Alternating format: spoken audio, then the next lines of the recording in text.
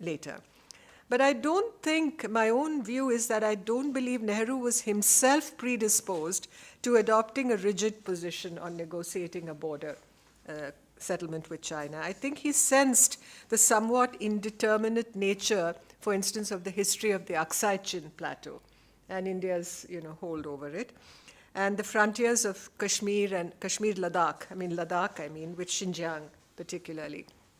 But once the decision had been taken to publish the white papers on the boundary dispute, which was also Nehru's decision, public opinion and parliamentary opposition in the country had become very, very inflexible in regard to any prospect of give and take on a settlement. Even to this day, I don't believe they're ready. And Nehru was no longer the master of his foreign or frontier policy, where China was concerned. So you see, there's a progression of events here, and I don't think you can say Nehru was, had the genius within him to control everything that happened. Nobody could have done it. I think the sequence of what happened and the decisions that were made, what they led to, nobody could have foretold also all this could have happened. We luxuriate with the benefit of hindsight, saying we could have done this and this and this, but it wasn't like that. When you're in real time, there are no absolute truths at all. And so I wanted to mention these things because no simplistic deductions can be made about Nehru. So this narrative is a complex one. We cannot take a narrow or circumscribed view about these matters.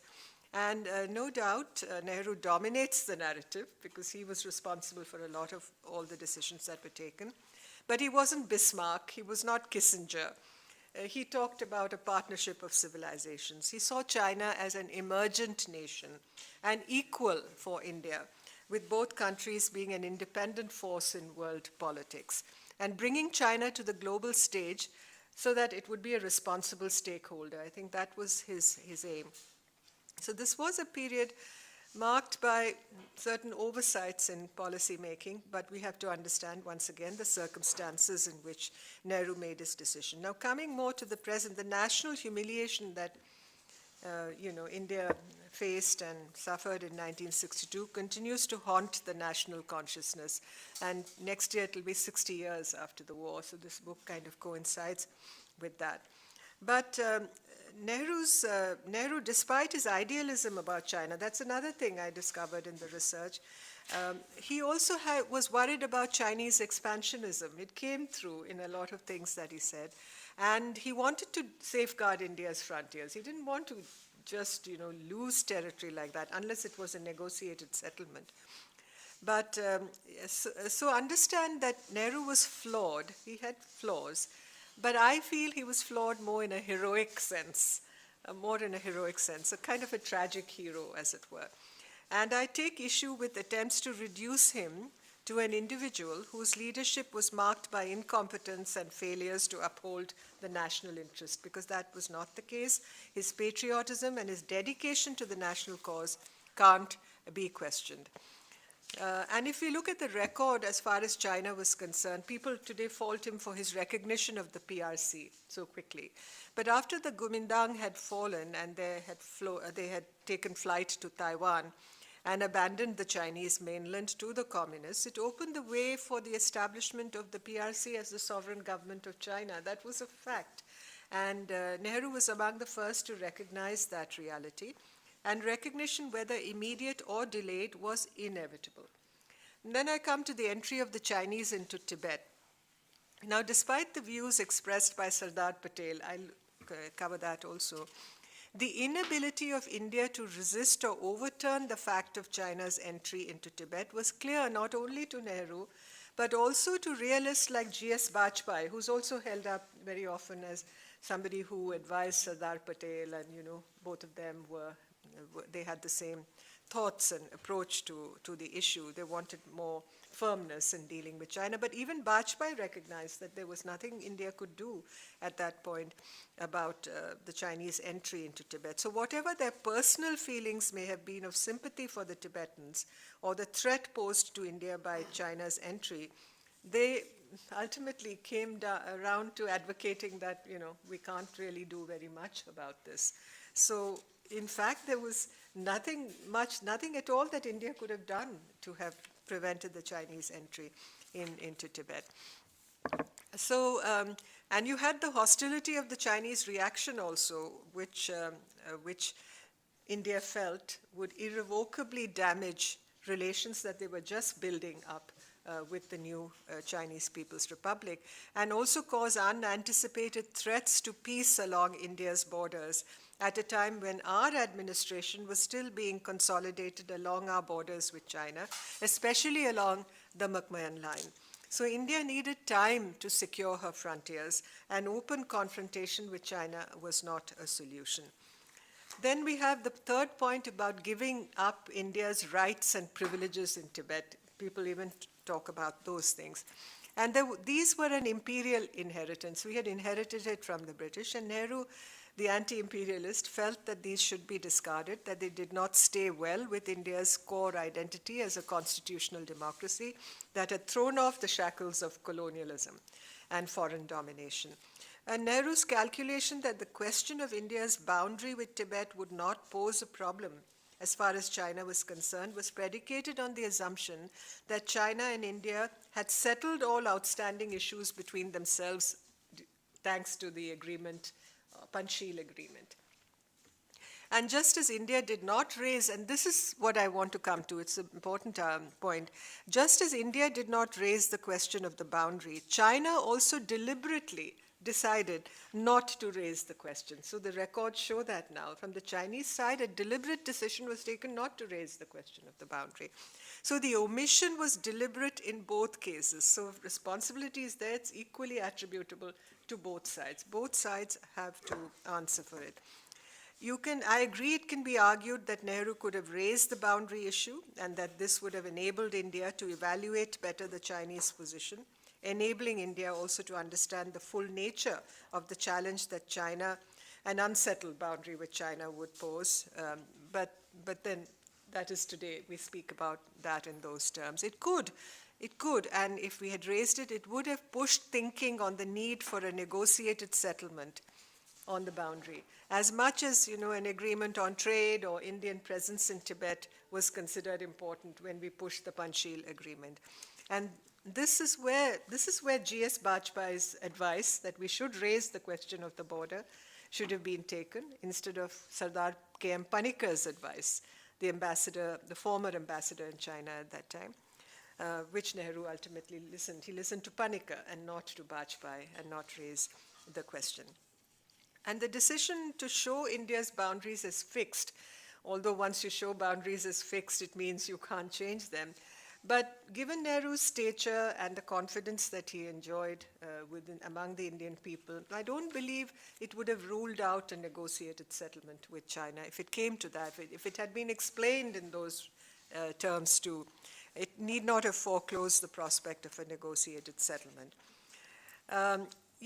We talk about the lessons that we learned from that period, just as the US is learning lessons about its engagement with China over the last 5 decades today. But nobody has accused Nixon or Kissinger or successive US administrations about betraying the national cause. In our country, we've kind of made it into a sort of industry when it comes to Nehru. But I've also mentioned in my book that it's important that the opposition and the government have to work together if we have to come to some settlement with the Chinese. I mean, all these years that's escaped us, and now with what has happened coming to the present, how do I see the prospects? Is there a scope for, any Hindi chini bye bye? That phrase itself is so obsolete. I wouldn't even want to use it.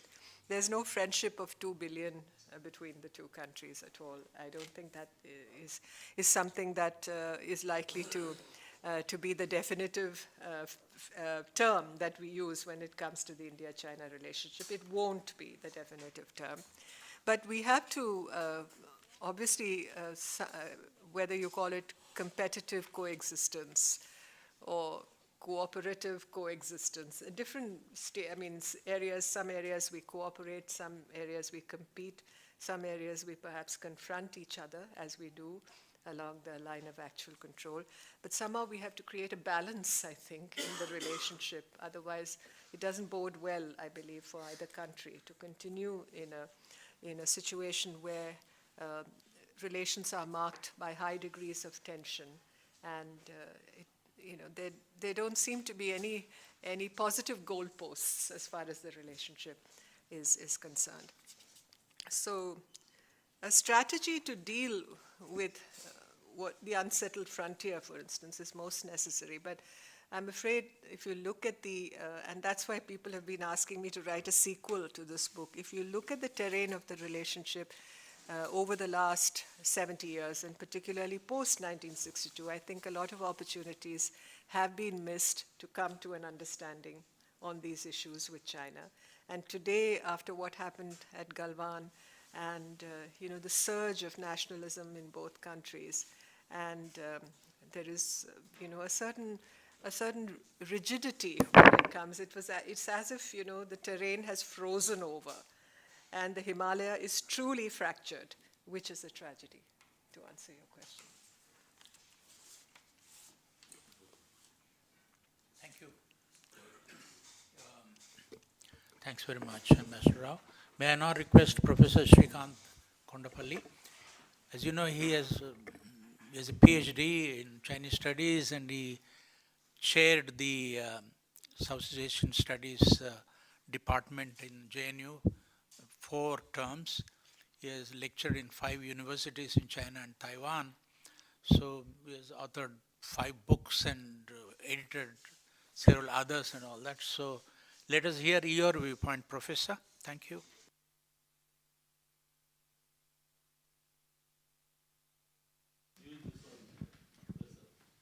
Thank you. Thank you. Good evening to you all.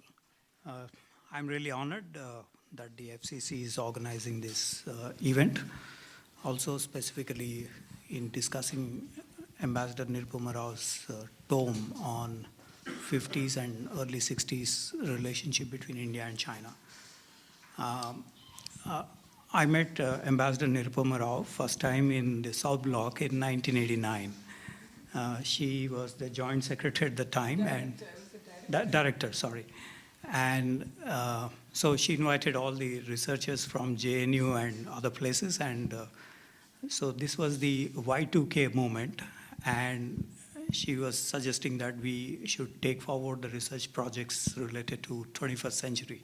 That was the buzzword at that time, and so we were all kind of inspired to do the projected work towards the 21st century related topics. The second time I met was in Beijing. She was the ambassador there.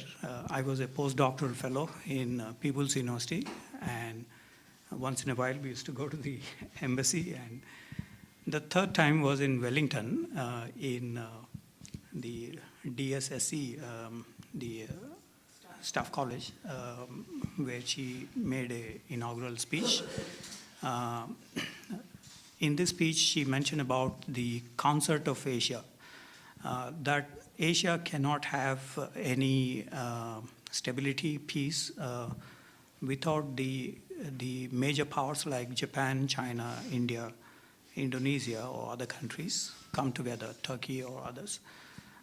So that was also, we see that idea seeping through in the book, Concert of Asia, Concert of Powers in Asia. Something of the European experience in the 17th, 18th centuries. So those were my initial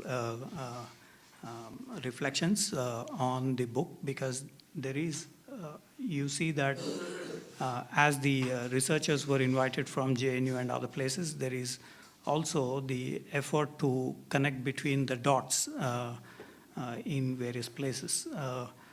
For instance,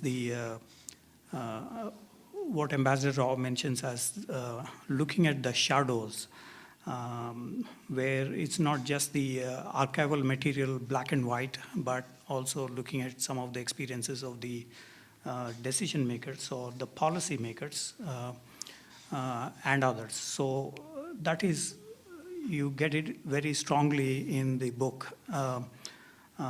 exploring those shadows where you have the personalities impacting and reflecting on the events that have happened over a period of time. So that is one.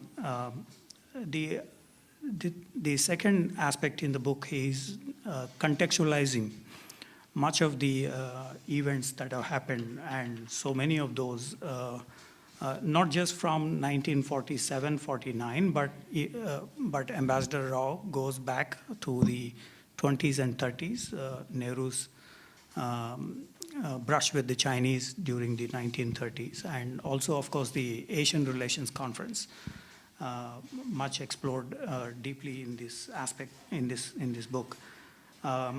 So one of the things that struck me is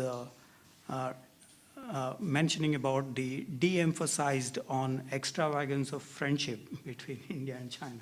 Very strong comment there on the Nehru's policies.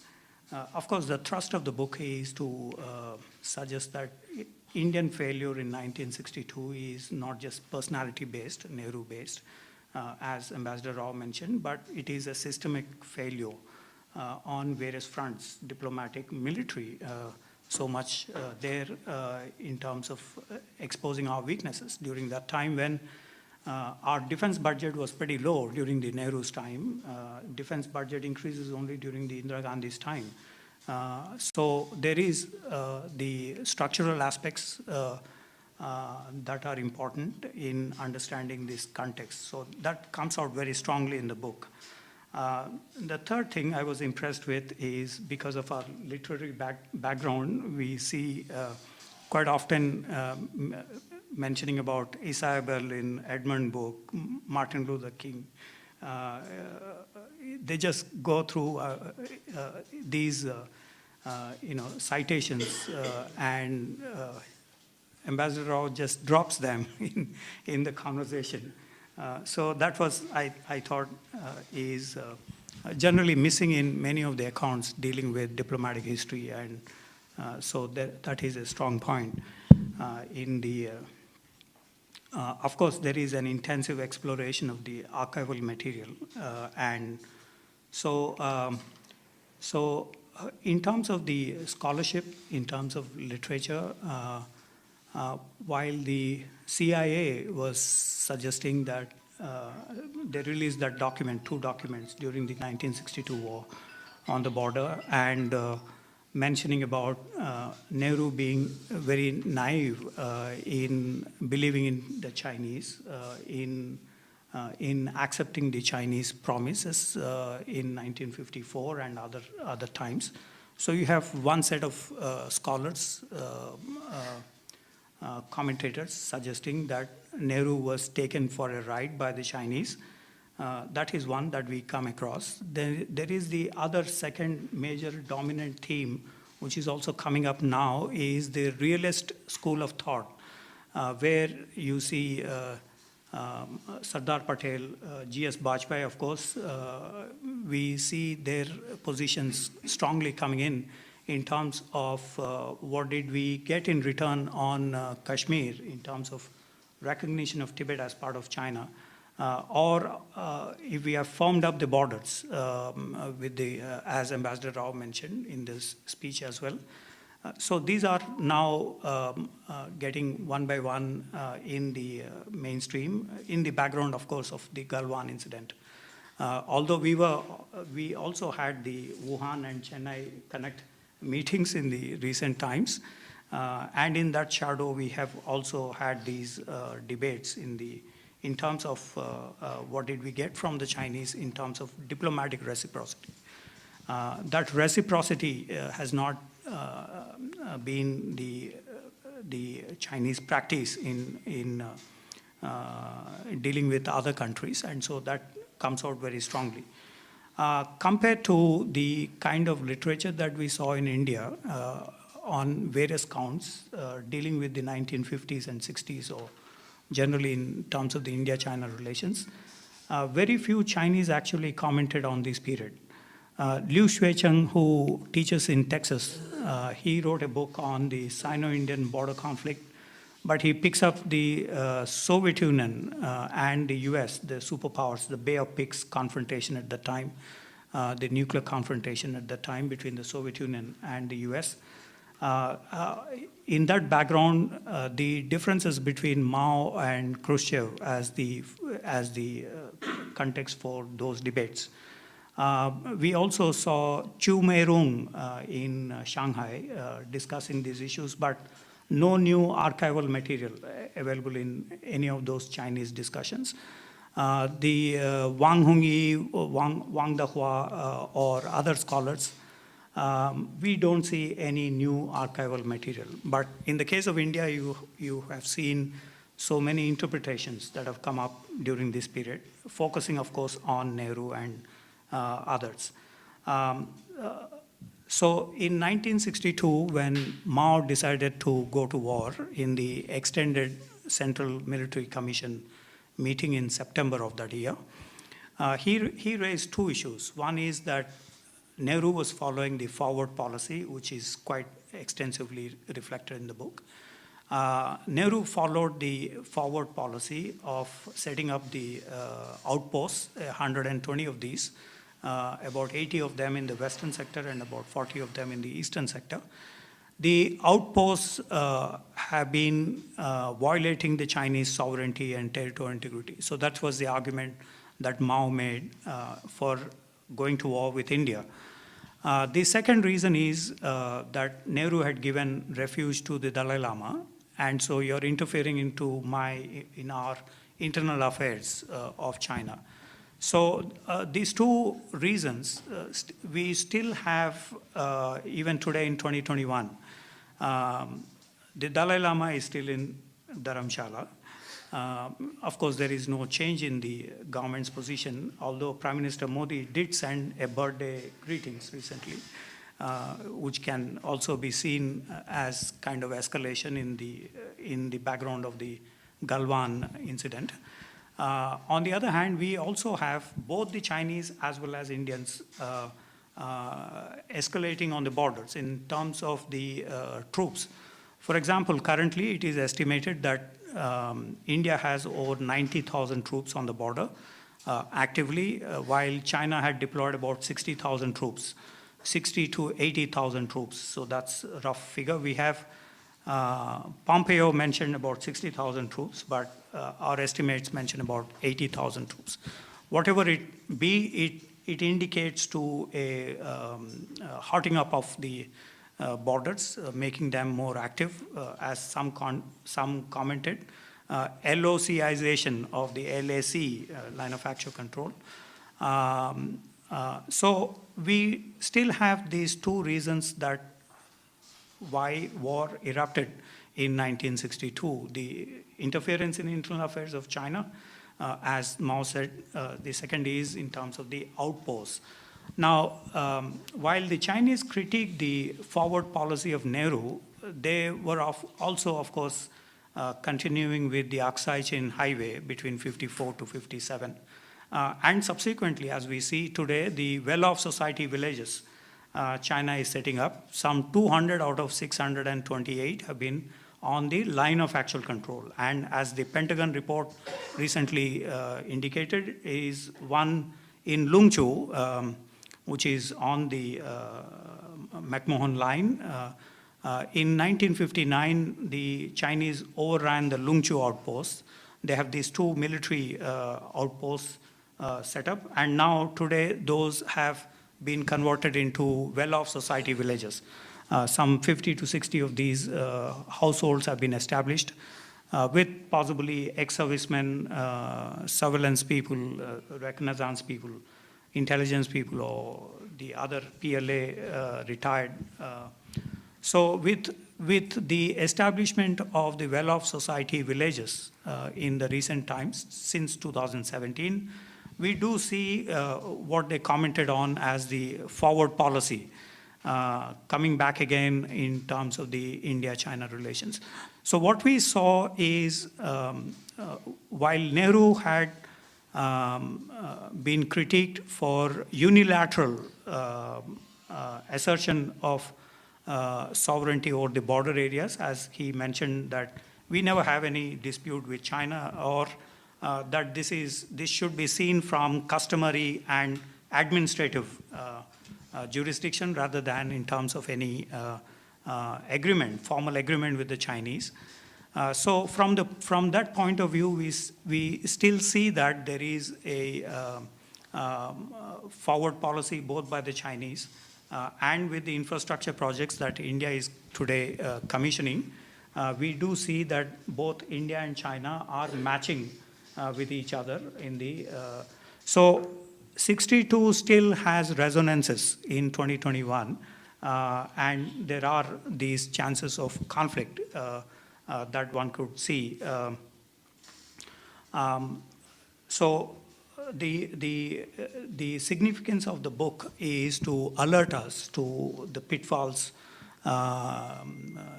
in this domain, that there is a continuing problem in the India-China relations in terms of the forming of borders and so on and so forth. So that is one. And based on this, we do see scholars both in China as well as in India emphasizing more on asymmetry in power relations, meaning that the Chinese Communist Party came to power with the power flows from the barrel of the gun, while in the Indian case, the national movement came through nonviolence, through civil disobedience movement, through such measures in 1947. So you see these two diametrically opposite philosophies or approaches, if not philosophies, in China as well as in India, which still continues to a large extent. When we look at the Chinese Communist Party documents, practices, for example, in the May 2014 meeting of the SICA summit in Shanghai, Xi Jinping suggested that Asian countries should look after their own security, meaning thereby that United States should withdraw from Japan, South Korea, from other countries in the Indo-Pacific region. I do see Ambassador Nirupama Rao updating to the Indo-Pacific rather than mentioning about Asia-Pacific. So here, the issue of leadership in Asia, which again comes up prominently in the book. Who is the leading power in Asia? Of course, from a 2021 point of view, China is $15 trillion economy. It has, as the Pentagon is estimating, nearly 1,000 nuclear weapons, compared to an Indian 99 or 100 or whatever other estimates that have been made. In other indicators as well, China definitely has an edge over India in conventional nuclear or other issues. For example, China spent about $10.54 trillion in the infrastructure projects, while India today is planning to invest about $1.3 trillion in infrastructure. So there is obviously that difference between China and India. Although both have their own advantages, disadvantages in terms of their respective rise in the international system. But the issue of leadership in Asia, that still bothers. As Ambassador Nirupama Rao mentions, there is the debate that Chiang Kai-shek, in the earlier part of the book, Ambassador Nirupama Rao mentions about not just the Communist Party, but also Chiang Kai-shek feeling that it should that the Kuomintang-led China should dominate in a way the Asian landscape. So this idea permeates the current diplomatic or the strategic discussions, debates in the region, with the asymmetry in power relations as one of the key factors in this. So let me stop here by suggesting that this is a wonderful, very exciting account of the 1950s and 60s. And we should all prod the ambassador to go for the sequel from 1976. There is a lot of declassification that has happened in the National Archives. Over 60,000 documents have been released recently in about last few years. So the field is more exciting as well from the 1970s. Congratulations to you, ma'am. Thank you, Professor Kondapalli. May I now request Jerry he worked in China till his visa was not renewed. It's a couple of years, last year. He worked for the New York Times, Reuters, and several other institutions, and he's now the New Delhi bureau chief of the Washington Post. May I now invite Jerry to express his views. Thanks. Oh, thanks very much, Venkat. Thanks everyone for coming. Thank you. It's a fantastic privilege to be here with Professor Kondapalli, with Ambassador Rao. Yeah, I didn't really have any sort of extensive prepared remarks. I guess, I thought that, on the issue, whether China and India can be friends, moving forward, it's something that I've increasingly been thinking about myself as I moved from covering China's foreign policy for several years now to India, where I've been for only 4 years. Only for 4 months. And so, I wanted to kind of, I guess, throw out a few thoughts, a few questions that are kind of on my mind about this issue. But I suppose, first of all, I would say, if you haven't, please go get Ambassador Rao's book. It's extremely, it's revealing, it's insightful. At times, it's quite sort of, amusing and entertaining as well, because she combines, all of these archival sort of documents, the personal documents, the letters, diplomatic cables, but also sort of gives you a taste of how some of these events were covered by the foreign press at the time, and so it's eminently readable, but rigorously footnoted as well. So it's I really enjoyed it.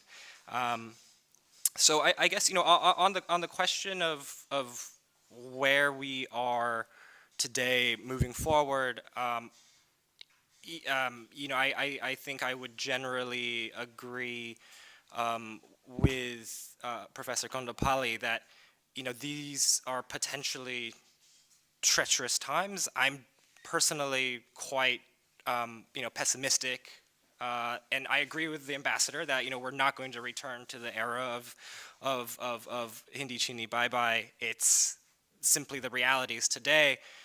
If we were to look at, I think, the sort of the domestic political imperatives in both countries, as well as simply the kind of the geopolitical realities, there's far more to be pessimistic about probably than to be optimistic about.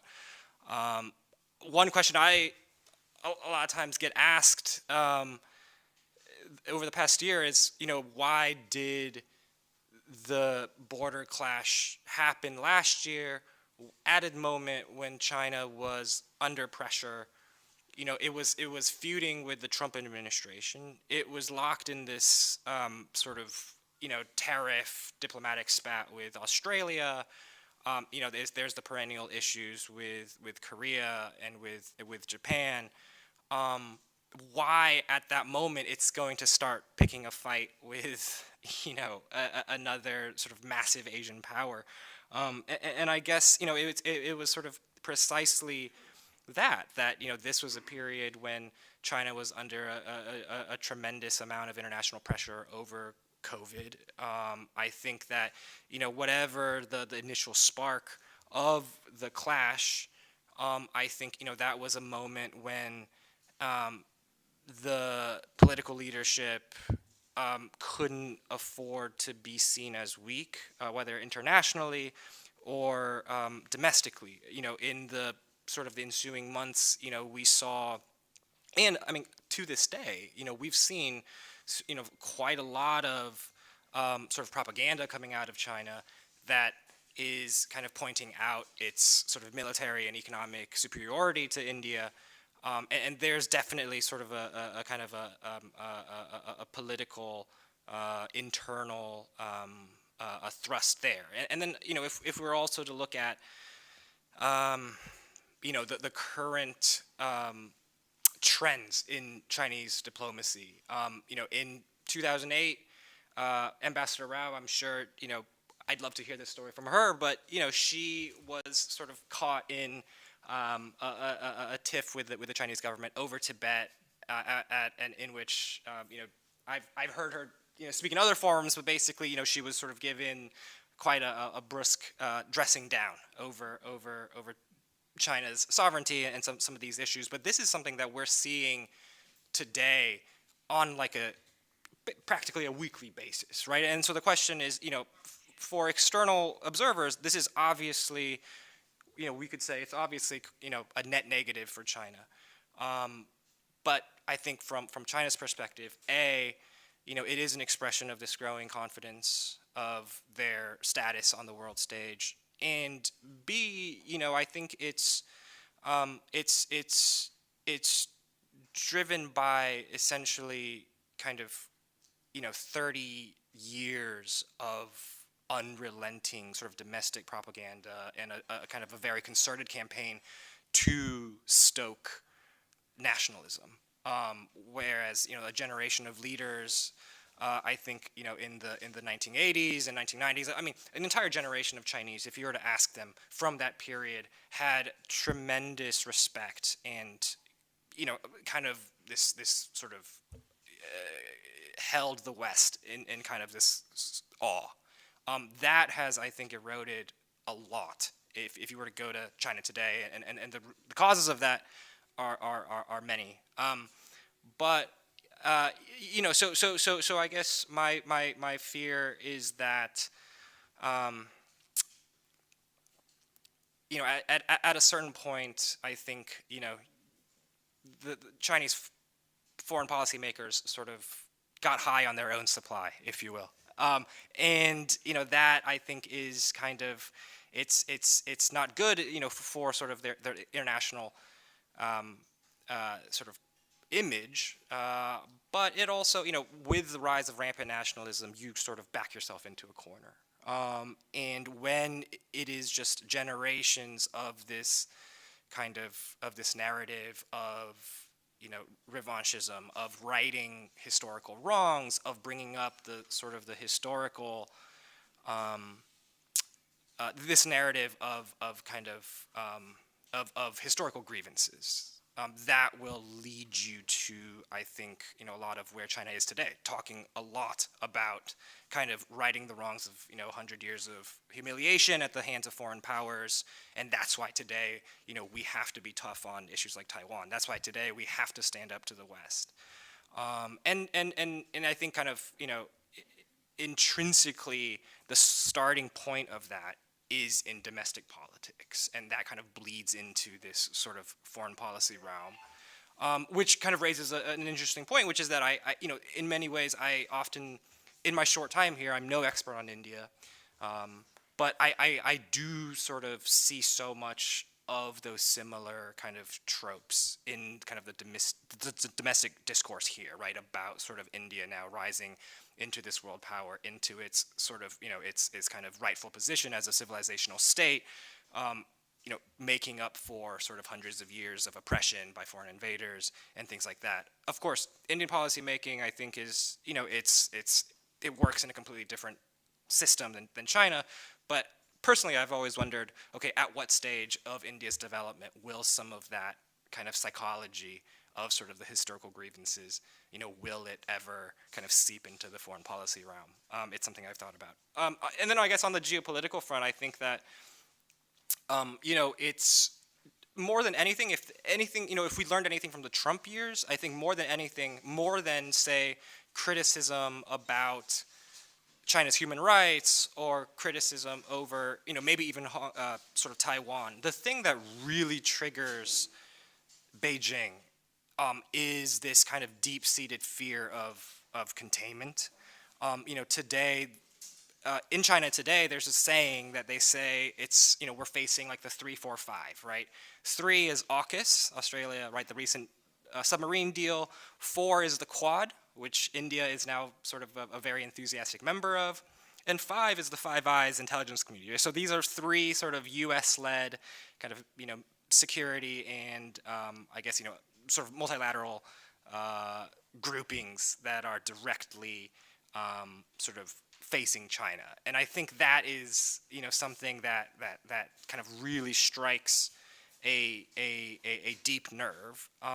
And this is an issue I think that they've recognized, for a long time.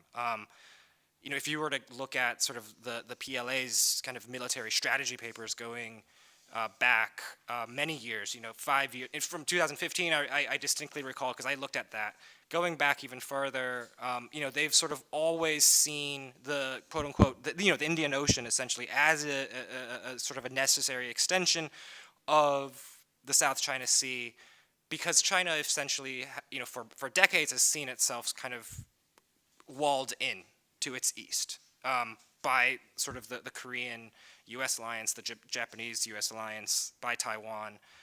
Essentially, it has nowhere to go if you were to just basically, look at the map. And so that, I think, informs part of the impetus for them to kind of carve out this, sphere of influence in Southeast Asia and the South China Sea.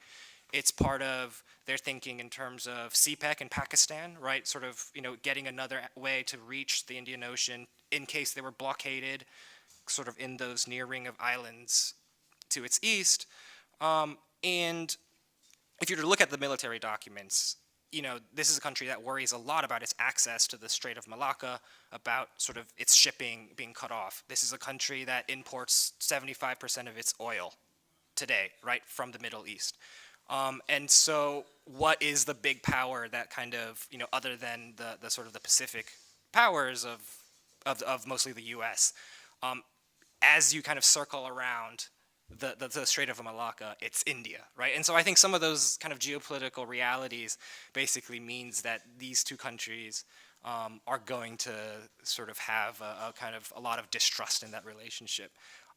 But at the same time, I just wanted to kind of conclude by saying that I think that, there is also a lot of room for I think kind of people to people ties. I don't know about sort of your time in China, Ambassador and Professor, but I think that there is a great deal of sort of respect, maybe is not a great word, but sort of a kind of a profound interest in Indian culture in many ways because of the sort of the religious and kind of the cultural history, right? Hipsters today in China who don't want office jobs, they'll go off and do a retreat in the mountains of Zhejiang province where they learn Sanskrit. There are a lot of sort of middle-aged housewives who will travel to India and spend months in an ashram or come in and learn yoga. Amir Khan, I don't know about SRK or Salman Khan, but Amir Khan in particular gets mobbed anytime that he goes to China. They just love his movies. Chinese companies have been sort of at least until last year, the amount of sort of interest in investing in India, if you look at the likes of Xiaomi, for example, when I was in Beijing, all I heard were these tech bros basically saying, "Look, India is going to be the next place. We got to get there." And then I have seen, I forgot what was maybe it was some former employees of ByteDance, the TikTok company, who came and at least this was a couple of years ago, who founded this news aggregator app in India. I don't know how it ended up, but basically these guys had never come and worked in India before, but they said that was the place that was going to be sort of the new sort of land of opportunity, and we're going to go and we're going to do a startup there. Today, of course, that's almost certainly out the window, but I just thought that it's interesting. I think that there's overall, I think the picture is going to be gloomy moving forward, but yeah, you never know. So thanks. Thanks very much, Jerry. I now throw the session open to question and answers. Whoever wishes to ask a question, kindly raise your hand. A microphone will come to you. Identify yourself and ask the question, and who you would like that question to be answered. Thank you. Bipindra here from Defense Capital magazine. The question is... Yeah, sure. Yeah, Bipindra from Defense Capital magazine. The question is to the ambassador. You talked about cooperative existence and competitive existence, also talked about finding a balance between the two. What do you suggest that we do, or both the sides do, to take this idea forward of striking a balance between these two?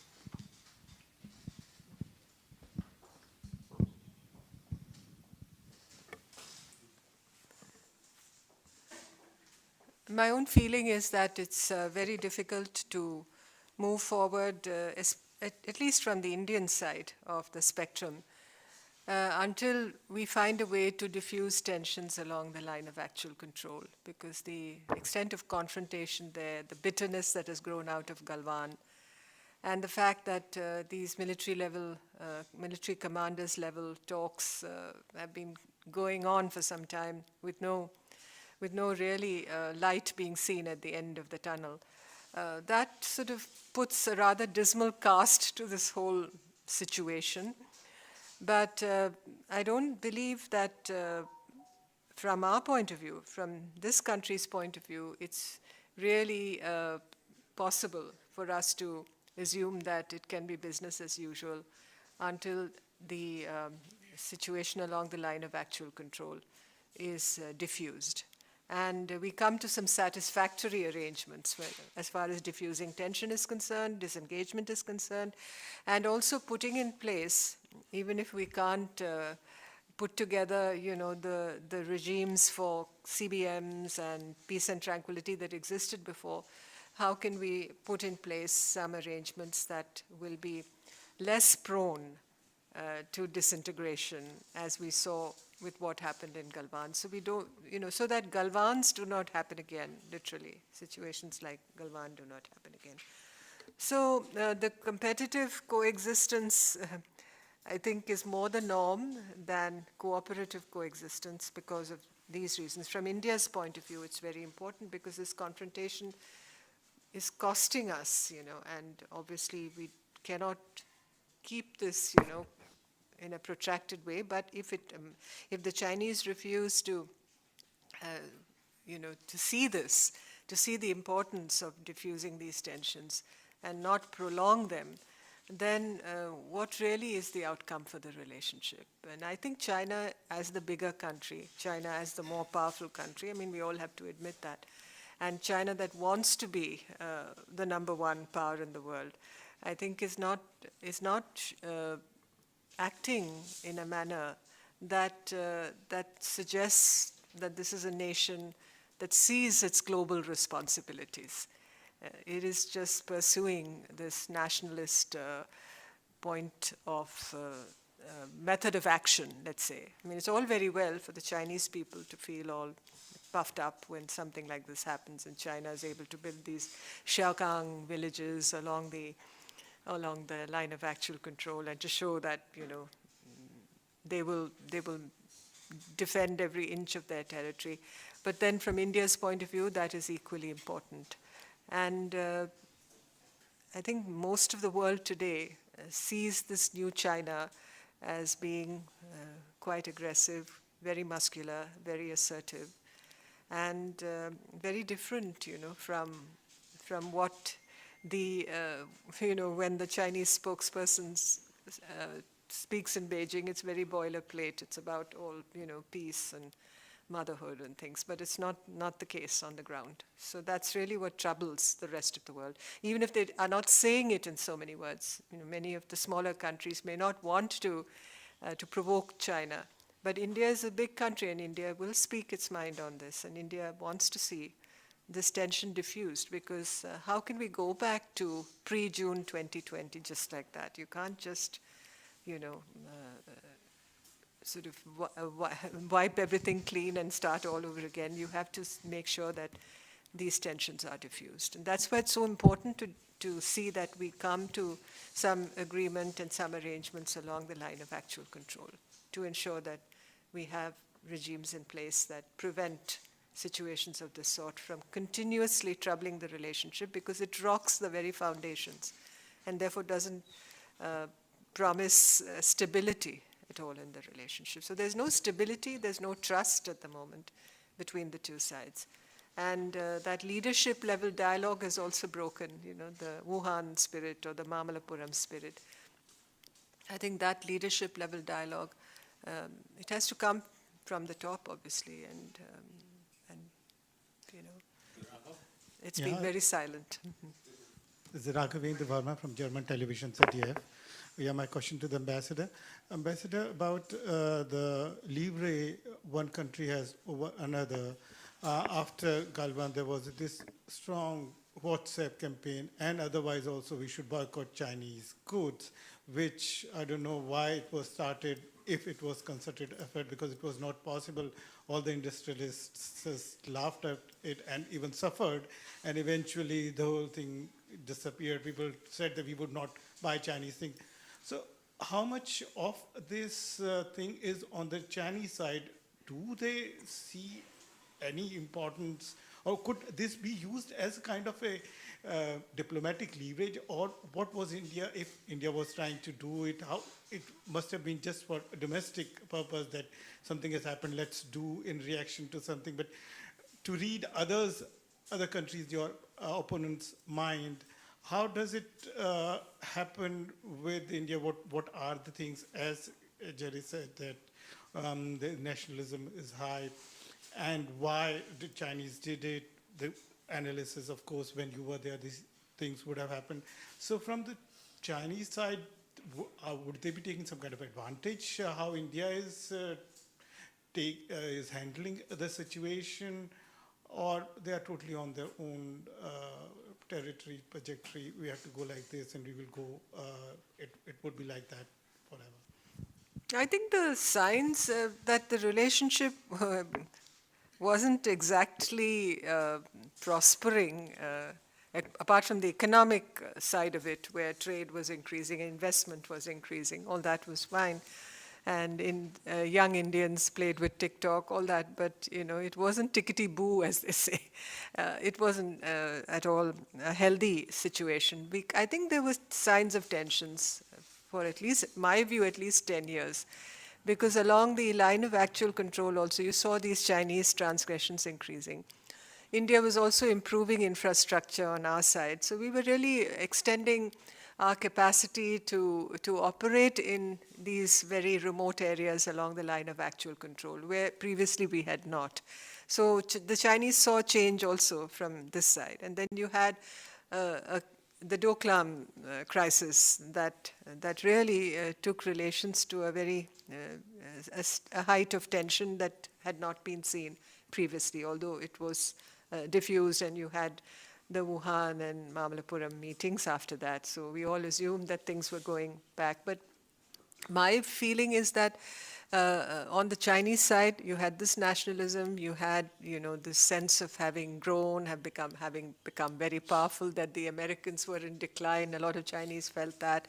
So there was this kind of, chest thumping that was going on, and China had begun to strut, on the world stage, as it were. So they felt that they could, take a stand with India, and they would, in fact, move into areas and make it difficult for the Indians along the line of actual control. So there was a conscious decision, I believe.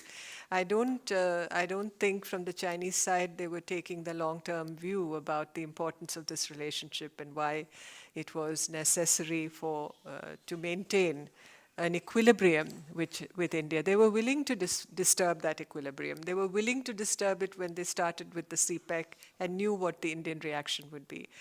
Right? They were willing to do that. There is this fear of containment that Jerry spoke about, very insecure about the improvements in US-India relations, for instance, not at all happy about it. A combination of different factors, but they just decided to take India on. They decided that this relationship was really not worth fostering and nurturing, as it were. No, they took an obvious decision, which is really a measure of how the Chinese think today about the rest of the world. It's like, our time has come, and the rest of the world has to fall in line, basically. So in the 50s, you said they took a deliberate decision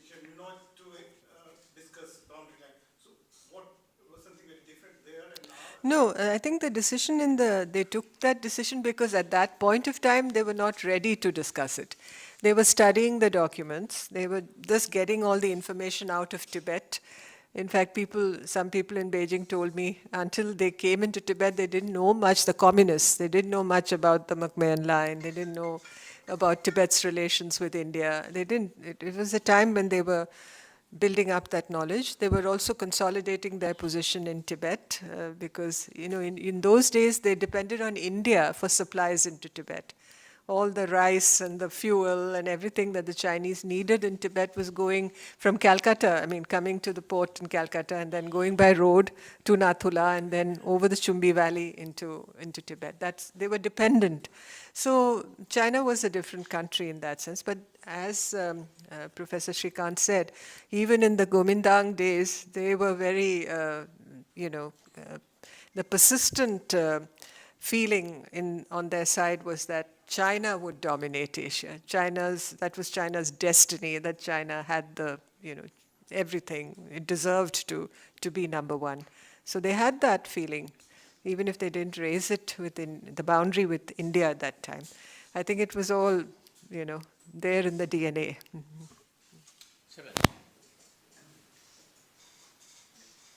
Yes, Sebastian Farsis for the French radio.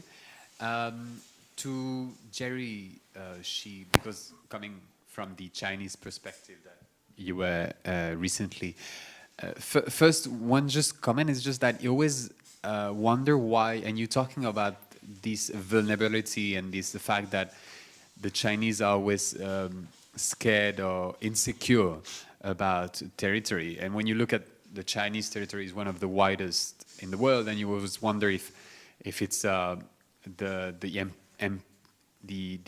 empire vision that they have to expand. Why are they so insecure with territory when, what do they want to expand over Hong Kong and all these regional when they themselves are so big? And second side of the question, what is it their weakness on the territory, or is COVID itself the realization that the West has seen through COVID and the hostility that it created towards China?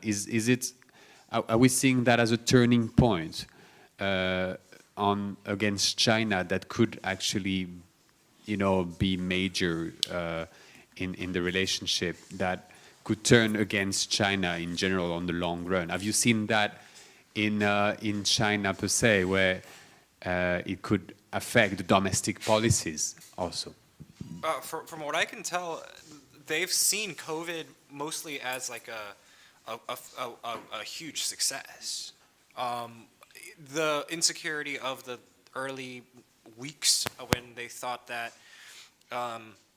we are getting blamed by the world for being the origin of the pandemic, I think that's kind of completely faded, the narrative has moved on to sort of, look, everybody else struggled, but we only had X number of cases, however many, I don't remember the numbers, but we did fantastically, and it's sort of a kind of a validation of our political system.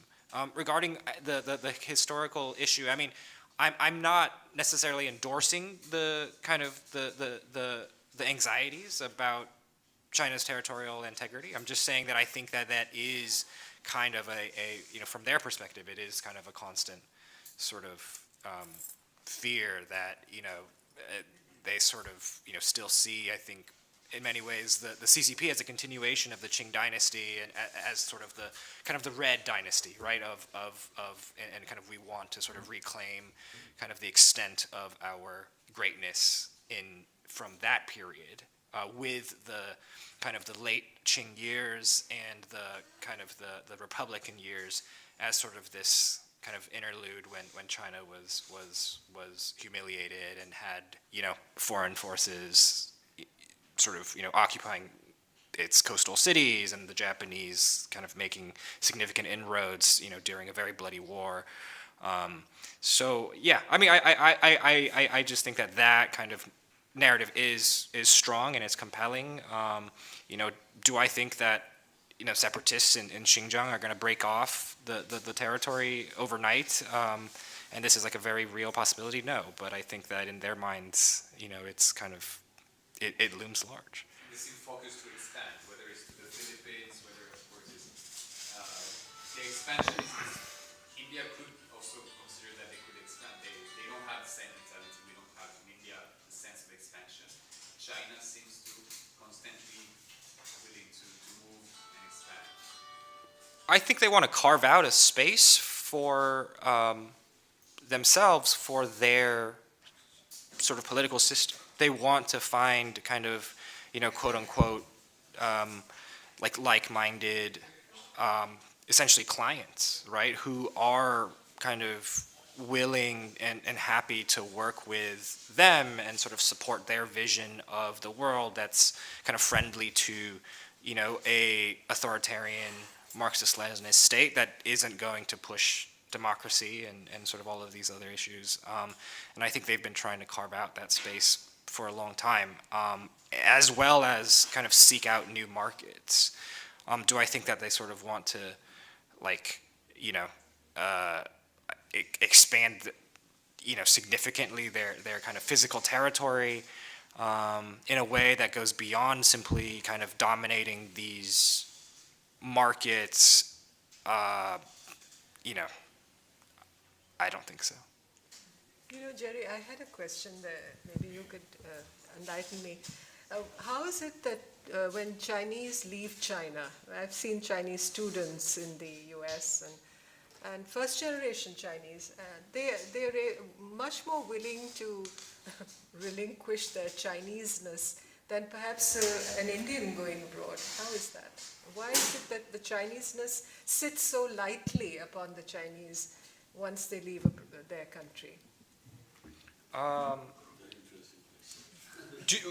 Which generation? I'm talking of students I've dealt with and all. They're quite willing to absorb. A lot of them come to the US and absorb, the American way and the American openness. And I've never seen them on the defensive, when China is spoken about. Wow. I mean, that was my observation.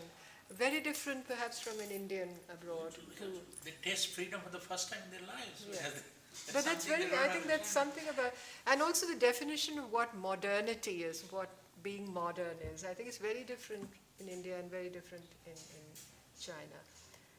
China's, the set of beliefs that the Chinese have as a people, and they talk about humiliation, they say that it will never happen again, that they are proud that they will stand up.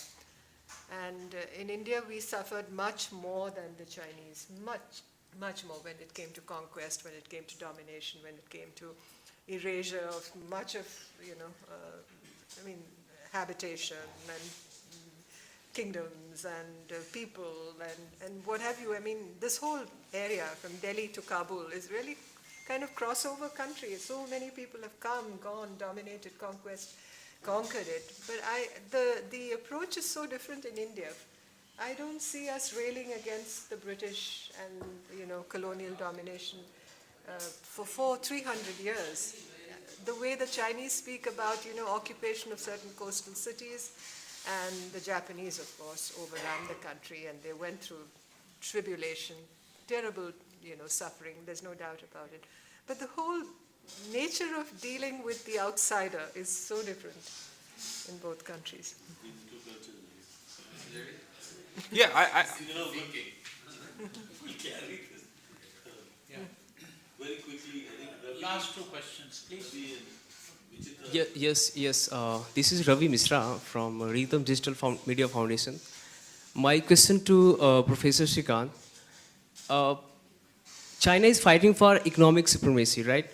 And India is the only country right now which can challenge China's economic supremacy in future.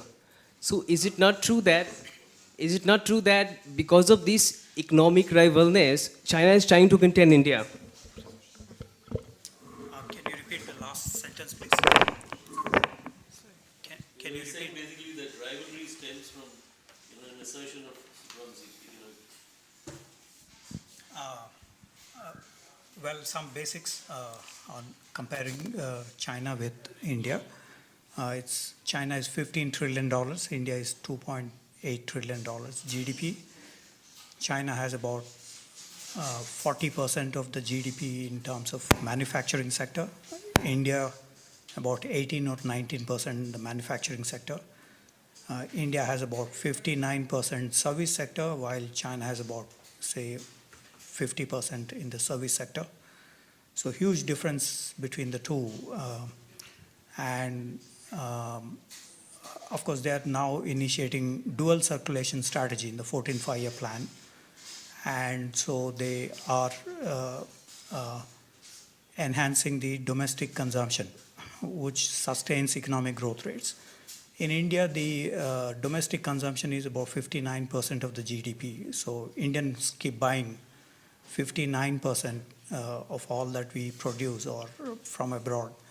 So that's one reason why Indian growth rates are more sustainable than that of China, because they are heavily dependent on exports. And during the financial crisis or when supply chain disruption takes place during COVID-19, you can't export, you can't do trade, much trade. I mean, not in all goods, but probably in health-related, pharma-related, you can do a lot of trade. So, essential differences between the structures of the two economies.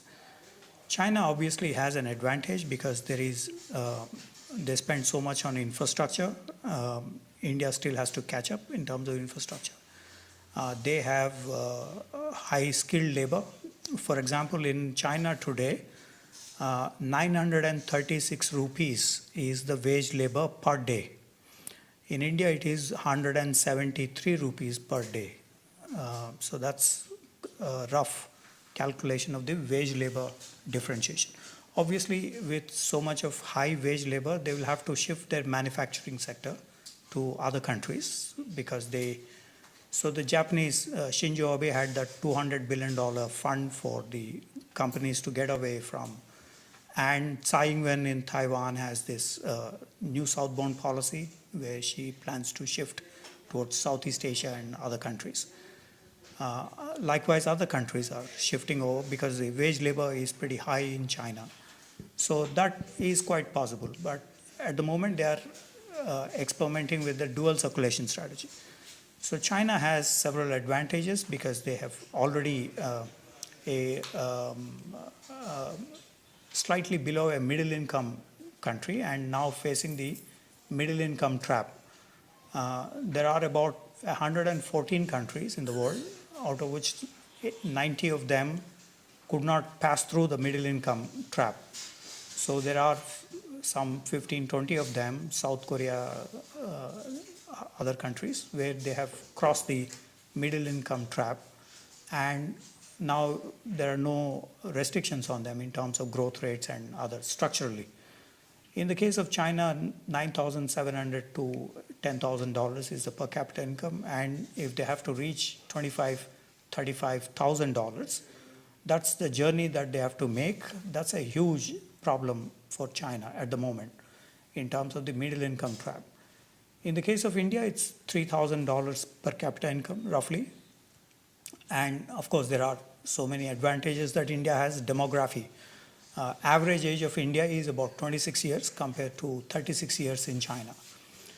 And because of the one-child policy and others, the Chinese have the aging of the society, and roughly 60% of the population is above 50 years and above.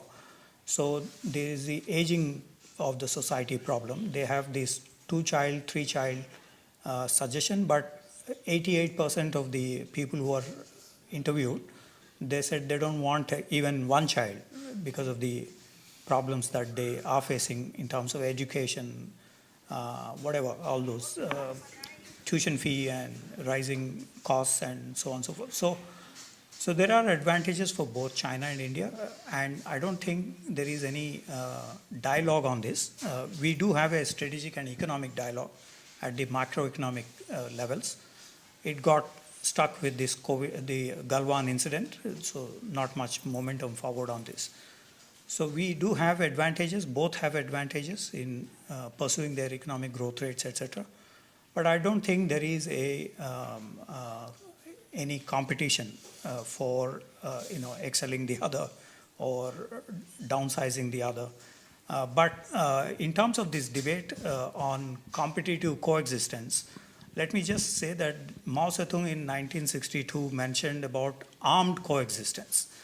And he said the war with India would result in 30 years of peace on the border. So roughly till about 1990s when Rajiv Gandhi visits China. Imposition of 30 years of armed coexistence. Incidentally, we now see armed coexistence between India and China with so much troops present on the border. And so we reached this stage of armed coexistence. While they began the journey with peaceful coexistence, what we have is an armed coexistence on the border. Ambassador Rao mentions about competitive coexistence, which is where probably the economy and other issues can be. But reality is today we have a armed coexistence. And both China and India have a huge industrial capacity, meaning thereby that China is number one, India is number 6 in terms of the industrial and other capacities. So, which means that any war could be totally destructive on either side, with millions of casualties possibly. Luckily, so far, nobody spoke about the nuclear aspect. In the whole Galwan, post-Galwan incident, nobody, neither side spoke about nuclear aspect, although both are, China has these nuclear weapons, new nuclear weapons that have come up in Xinjiang and Qinghai province, while India is launching all these Agni series of missile systems. So in other words, this is an issue which nobody wants to talk because of the no first use doctrine both have. But imagine where the physical existence of both is threatened, like the Galwan or post-Galwan. If we have, then we have millions of casualties on either side. So that's a terrifying picture of the armed coexistence. I have a question for Mary. Use the microphone. That is the last question. Sorry. We need to give our time to.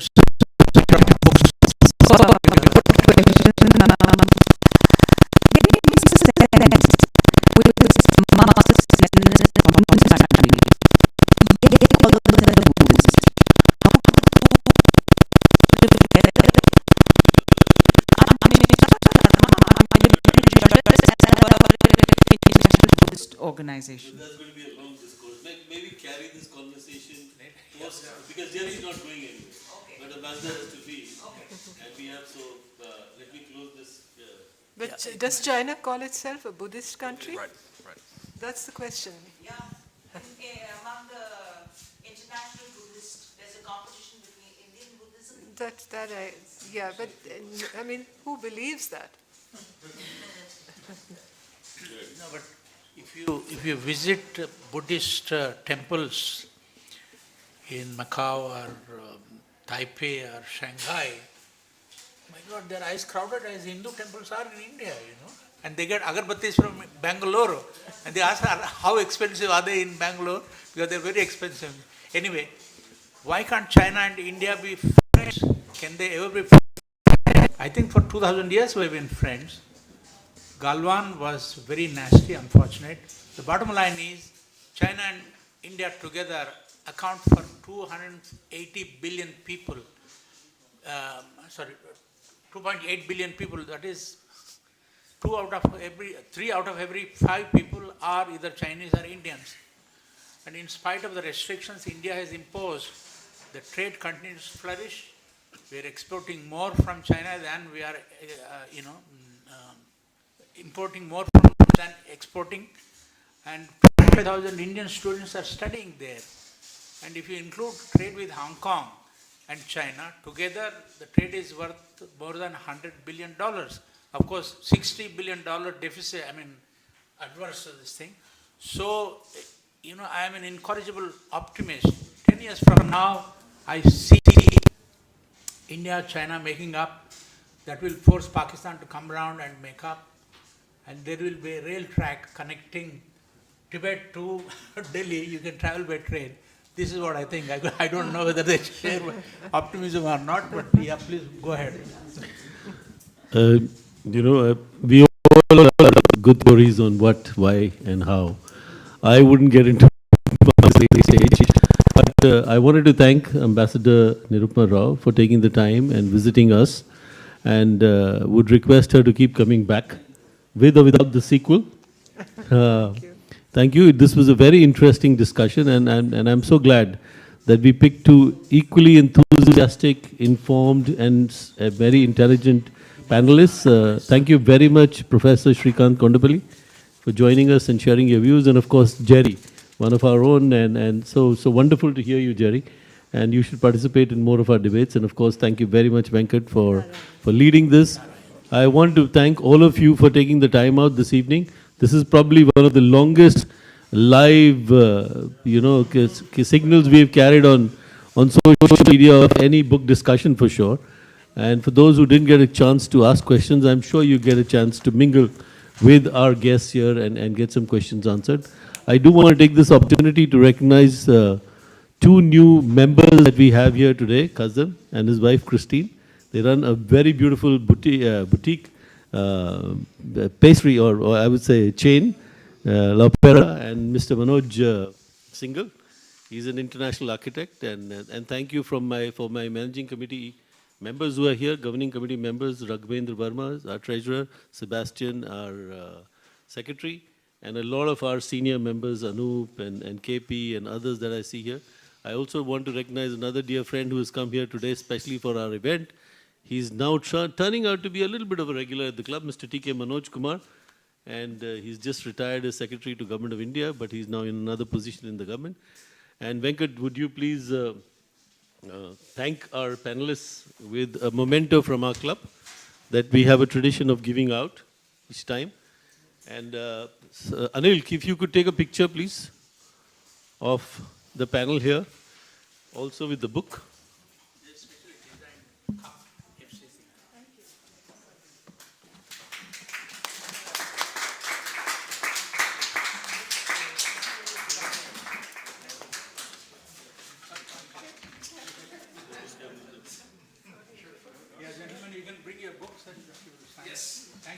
One picture, one guys. This KP and just give us one. Okay, one picture, yeah. One picture of the panel, Shrikant. If you would come back. Yeah, please, panel must have pictures. You would come back. Now with the official picture.